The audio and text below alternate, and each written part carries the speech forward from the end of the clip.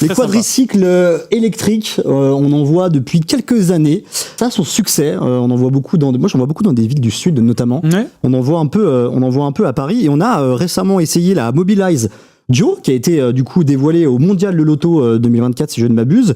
Déjà, c'est quoi ? Elle a quoi de spécial ? Alors déjà, je trouve que quadricycle, ça fait pas rêver quoi. Genre, je suis d'accord. Hein. Tu dis pas je vais m'acheter un quadricycle. Pourtant c'est le terme exact, légal, on est d'accord, c'est le terme exact. C'est le terme de la réglementation européenne. En effet, quadricycle léger ou lourd. Et la Mobilize Duo, vous allez voir, peut être les deux. Enfin, elle est belle, elle est belle quand même. Voilà. Moi, ça. Là en plus, alors ça c'est la photo de Marie. Ouais. À l'essai à Rome. Franchement, elle est magnifique photo. Cette photo. Ouais. La voiture, on en parlera un peu plus tard. Moi, le orange dit non, mais bon. Ce que j'allais dire, donc pour présenter rapidement cette voiture, on peut dire que c'est une voiture sans permis aussi. On a le droit de dire ça. En gros, c'est un quadricycle léger, c'est-à-dire que dans une version, elle est limitée à 45 km/h.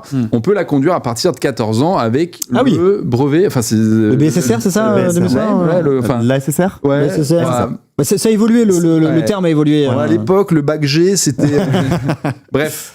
Il y a une autre version quadricycle lourd qui là, il faut avoir 16 ans au minimum et avoir le permis B2, B1. Okay. Je suis mauvais, je suis désolé ce soir sur les types de permis. C'est en gros le permis 125 qu'on peut conduire, même si on a le permis voiture à 18 ans, on pourra conduire le quadricycle lourd, donc la version qui cette fois-ci file à 80 km/h au lieu de 45, ce qui est pas mal. Et donc Marie est allée essayer cette version, elle a pu essayer les deux. En gros, ce qu'il faut retenir, c'est le rayon de braquage ultra court, c'est-à-dire que vous pouvez faire demi-tour dans une petite rue serrée, il n'y a pas de problème.